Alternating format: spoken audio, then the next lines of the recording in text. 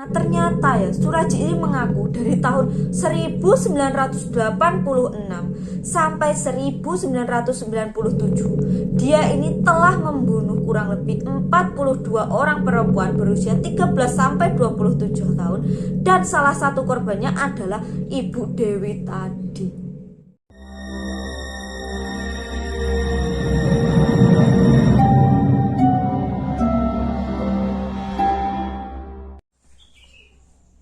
Assalamualaikum warahmatullahi wabarakatuh. Terima kasih udah ngeklik video ini. Aku Nurul Pujiati dan selamat datang kembali di channelku. Hai guys, apa kabar hari ini? Aku kembali dengan sebuah cerita yang tentunya cukup menarik untuk kita bahas mengenai serial killer.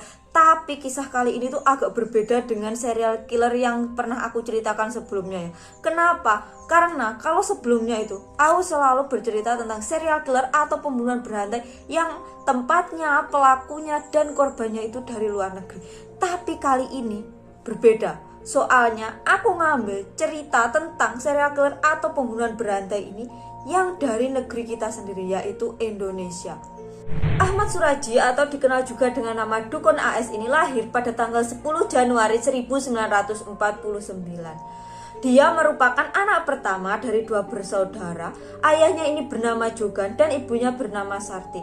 Pria yang hanya lulusan SD ini memiliki nama lahir itu sebenarnya Sagimen. Nah, pada saat kecil Ahmad Surajih ini sudah ditinggal ayahnya. Ketika dia berusia 7 bulan, ayahnya ini sudah meninggal dunia. Di lingkungan tempat tinggalnya, Ahmad Surajih ini lebih dikenal dengan nama Nasib Kelewang. Kenapa? Karena ya pada saat itu, pada saat kecil mungkin ya ini, Ahmad Surajih ini pernah terjebur ke dalam sumur. Namun dia ini bisa selamat sehingga disematkanlah nama Nasib ke dalam namanya tadi. Nah, sedangkan nama Kelewang ini diperoleh karena dia ini dulu sering sekali mencuri lembu. Tahu kan lembu, sapi itu loh. Nah, kemana-mana itu dia juga saat mencuri itu membawa kelewang. Kelewang itu semacam senjata tajam, itu kalian bisa google, pokoknya semacam senjata tajam kayak samurai gitu. Sehingga tersematlah nama Kelewang di namanya.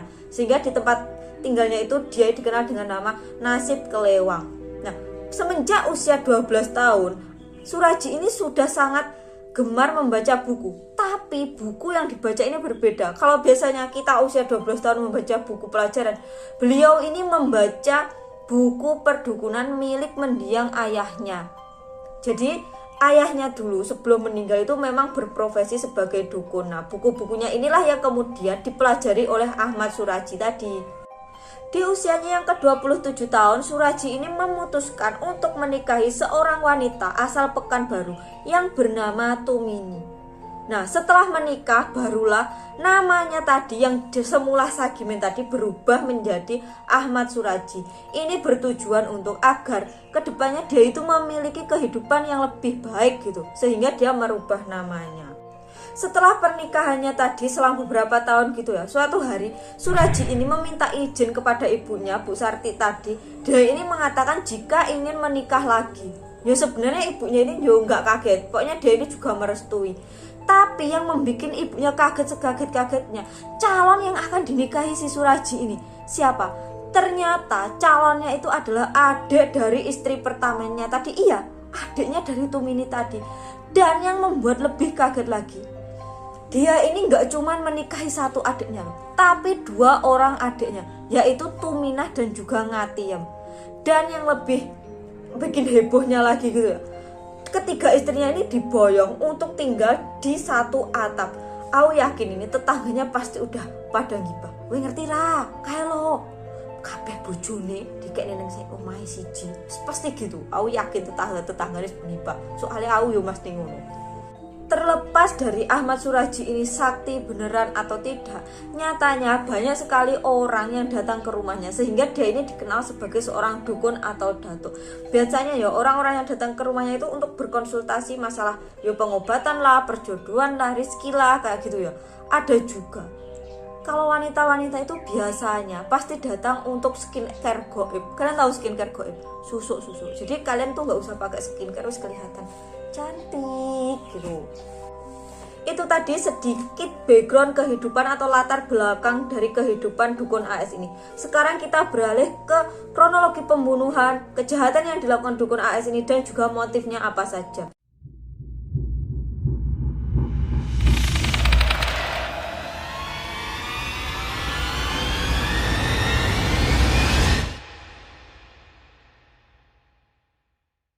Jadi kekejian dia ini terungkap setelah adanya laporan dari salah seorang pemuda yang melaporkan bahwa dia ini menemukan sesosok mayat perempuan bertelanjang di sebuah ladang tebu di Dusun Aman Damai, Kecamatan Sunggal, Kabupaten Deli Serdang, Sumatera Utara. Sesosok jasad perempuan ini diidentifikasi sebagai Kemala Dewi yang telah hilang seharian kayak gitu ya. Awalnya polisi menduga bahwa Dewi ini dibunuh oleh suaminya sendiri karena adanya kesaksian dari beberapa warga bahwa sehari sebelum penemuan mayat ini Dewi ini terlibat cekcok dengan suaminya. Namun hal ini terbantahkan saat ada salah seorang warga bernama Andreas. Dia ini mengaku sudah mengantarkan Dewi sehari sebelumnya ke tempat dukun AS ini untuk melakukan konsultasi. Hal ini membuat polisi yang melakukan penyelidikan tadi segera bergegas ke rumahnya dukun AS untuk melakukan investigasi. Nah, di sini saat ditanya dukun AS mengaku, "Wah, iya Pak, memang benar. Dewi ini ke rumah saya. Tapi dia ini selepas maghrib sudah pulang." Nah, kira-kira kayak gitu yang keterangan yang diberikan dukun AS ini. Sehingga ini membuat polisi ini menjadi hilang arah gitu. Mereka ini jadi kekurangan bukti mau mengarah kemana kasus ini. Namun akhirnya polisi ini menemukan sebuah ide setelah beliau tadi kan kekurangan bukti gitu ya atas kasus kematiannya Dewi ini. Namun polisi ini nggak habis akal. Dia ini kemudian menelusuri data-data orang hilang beberapa tahun terakhir ini.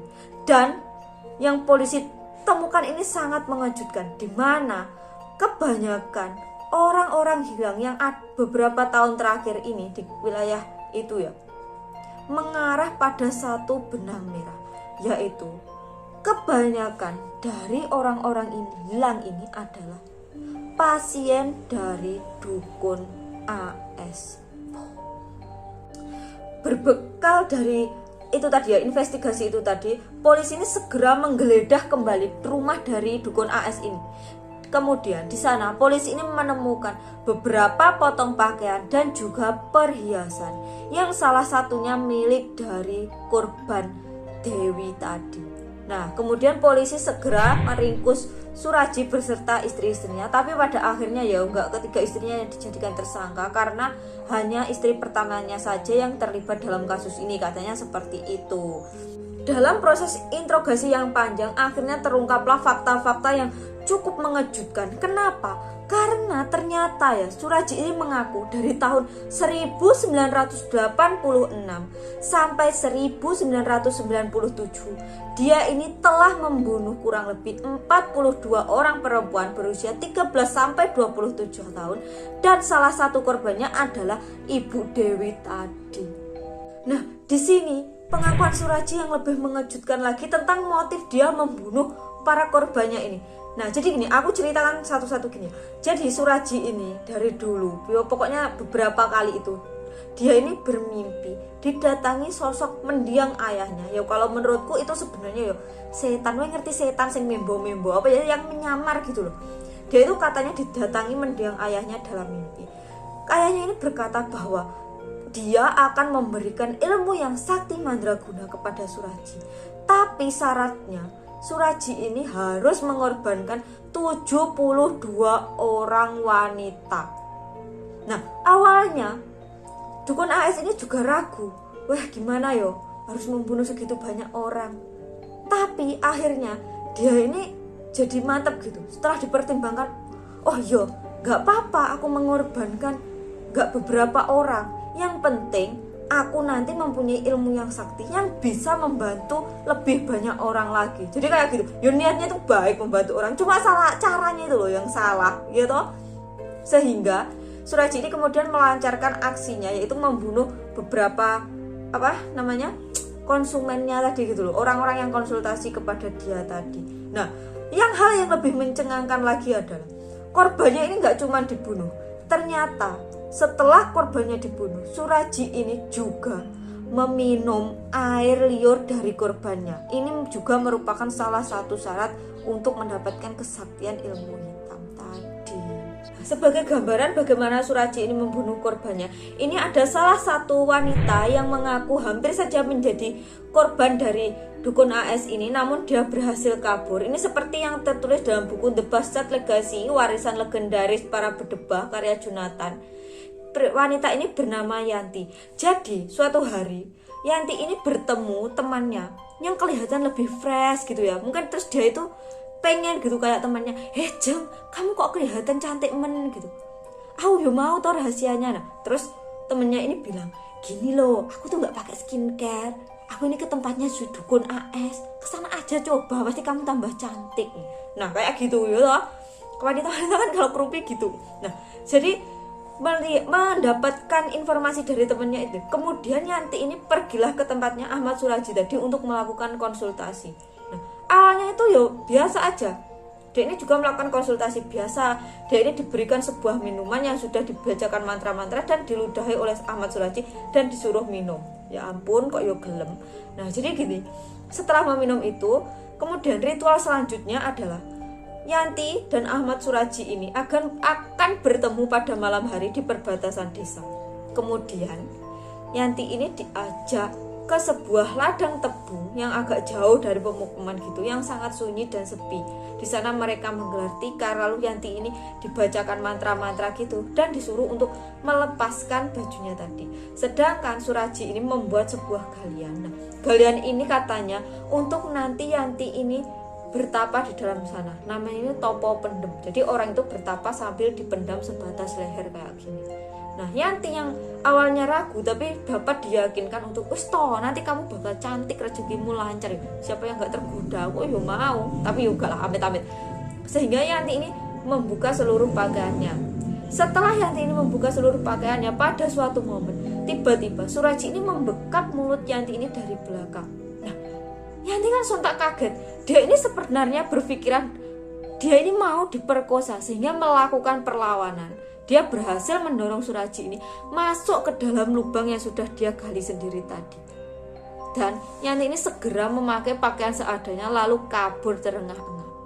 Dia ini tidak mau menceritakan ini kepada siapapun karena dia menganggap kejadian ini merupakan sebuah aib.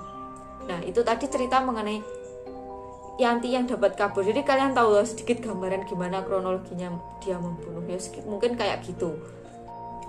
Dalam persidangan, Suraji ini menolak laporan BAP bahwa dia telah membunuh 42 orang wanita. Nah, menurut Suraji ini, dia mengaku seperti itu. Dia membunuh 42 wanita karena menganut ilmu hitam. Itu adalah desakan pada saat interogasi. Jadi dia ini diancam gitu, kamu harus mengaku seperti ini kayak gitu. Sehingga persidangan ini berjalan maraton dan sangat alot hingga pada tanggal 24 April 1998 Majelis Hakim Hagowaro Harefa Sarjana Hukum memutuskan hukuman mati kepada Suraji dan hukuman seumur hidup penjara kepada istrinya yaitu Tumini. Suraji ini juga sempat mengajukan banding dan juga mengajukan kasasi, namun ditolak oleh pengadilan ya gitu ya, istilahnya pokoknya banding dan juga kasasinya ini ditolak. Dan katanya Suraji ini setelah masuk ke dalam penjara, dia ini melepaskan semua ilmu hitamnya. Dia ini juga semakin agamis, pokoknya mau gimana lagi sudah ditetapkan gitu ya, dia ini akan dihukum mati. Sehingga dia ini memperbanyak ibadahnya. Pokoknya kalau sholat itu katanya nanti napi-napi yang lain sudah keluar dari masjid, dia ini masih berzikir di dalam situ. Hingga akhirnya pada tanggal 10 Juli 2008 Suraji ini dihadapkan kepada 12 orang anggota regu tembak untuk menjalani eksekusi mati. Demikian tadi cerita tentang salah satu pembunuh berantai yang ada di Indonesia. Terima kasih sudah menyimak video ini hingga akhir. Jangan lupa untuk klik tombol like dan juga subscribe, dan jangan lupa klik tombol loncengnya agar sewaktu-waktu kalau aku upload video itu kalian tahu gitu, Nurul upload video. Jadi aku terus nggak perlu aku upload video kalian nanti udah dapat notifikasinya kayak gitu. Terima kasih. Wassalamualaikum warahmatullahi wabarakatuh. Bye bye.